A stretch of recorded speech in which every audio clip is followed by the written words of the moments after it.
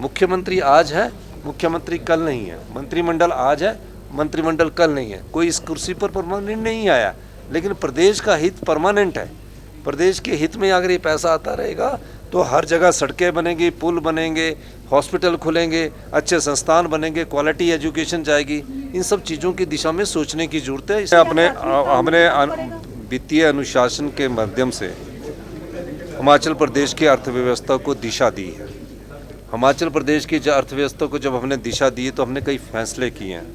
उन फैसलों का लाभ मिलना शुरू हुआ है, लेकिन जैसे ही हमने 2027 को आत्मनिर्भर बनने का टारगेट रखा था, हमें उम्मीद थी कि तकरीबन आने वाले 2026 से 31 तक तकरीबन 50,000 करोड़ रुपया मिलेगा। और पिछली जो आरडीजी थी, जिसमें 37,188 करोड़ एक और 11,000 करोड़ के लगभग कोरोना काल का एक्स्ट्रा 48,000 करोड़ मिला था, तो हमें उम्मीद थी कि हमें 50,000 करोड़ रुपया आरडीजी मिलेगा।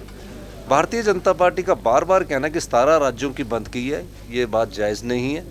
हिमाचल प्रदेश का रेवेन्यू और एक्सपेंडिचर को देखा जाए, उस गैप को भरने के लिए आरडीजी दी जाती है।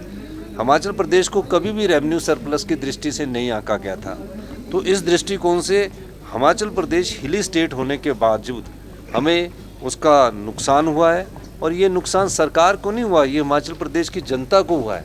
आने वाले 5-10 सालों में इसका बहुत ज़्यादा इम्पैक्ट पड़ने वाला है। हम तो अपने सीमित संसाधनों से आगे बढ़ रहे हैं। हमने भ्रष्टाचार के चोर दरवाजे बंद करके 3,500 करोड़ रुपये का राजस्व कमाया है, चाहे वो शराब के ठेकों की नीलामी थी, चाहे वो और चीज़ों में जो चोर दरवाजे से पैसा बहा दिया जाता था। और पिछली भारतीय जनता पार्टी ने 1,000 करोड़ रुपये के भवन बनाए, आज तक खाली कौन सा ऑफिस वहाँ ले जाएं। ऐसी जगह भवन बना दिए कि उनमें करोड़ों रुपया खर्च कर दिया गया। एक आईटीआई में 32 करोड़ की आईटीआई में 24 बच्चे हैं।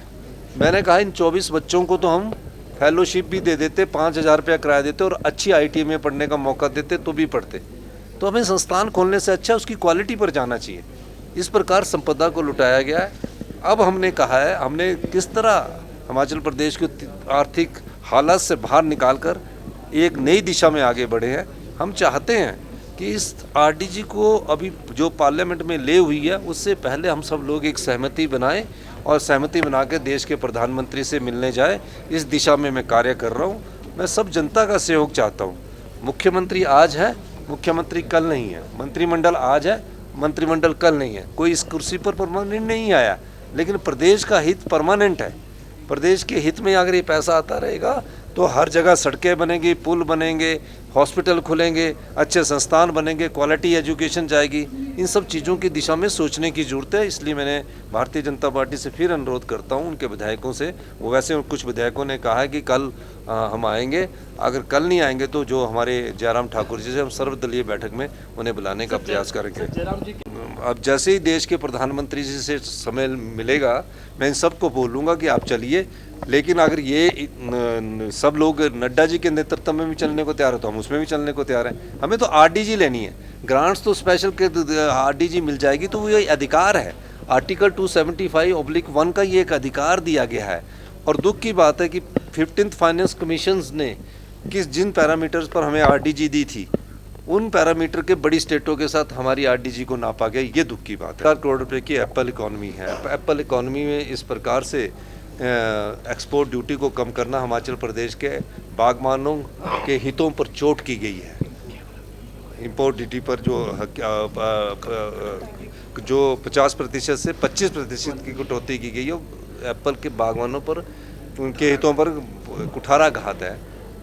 प्रदेश की जनता पर कैसे है? प्रदेश की जनता को नहीं पता। जीएसटी के कारण हमको नुकसान हो रहा है, इंपोर्ट ड्यूटी घटाने के कारण हमको नुकसान हो रहा है, आरडीजी बंद होने के कारण नुकसान हो रहा है। और इन सब नुकसान के पीछे के अगर हम इकोलॉजी को देखें तो पानी के रूप में हम पूरे नॉर्थ इंडिया की सेवा कर रहे हैं, हवा के रूप में पूरे नॉर्थ इंडिया की सेवा कर रहे हैं, और पानी के रूप में बड़े बड़े लोक उपक्रम जो है, पब्लिक सेक्टर अंडरटेकिंग जो है, जैसे कि SJVNL है, NTPC है, NHPC है, ये तो प्रॉफिट कमा रहे हैं। प्रोजेक्ट फ्री होने के बाद भी हमको कह रहे हैं कि सिर्फ 12% ही देंगे, और ये खुद 100 में से 20% का एक्सपेंडिचर करके 80 रुपये का प्रॉफिट कमा रहे हैं। और जब हम बोलते हैं कि आपका प्रोजेक्ट बैंक लोन से माफ़ हो गया है, सारे बैंक के कर्जे आपने उतार दिए, अब तो हिमाचल की जनता को 50% फ्री रॉयल्टी दो, उसके लिए कोर्ट चले जाते हैं। तो कहाँ है? हमें अपने अधिकारों के लिए खड़ा होना पड़ेगा। हम अपने अधिकारों की लड़ाई लड़ेंगे। मैं जनता के अदालत में भी जाऊंगा, उन्हें भी जागरूक करूंगा कि ये आपका अधिकार है।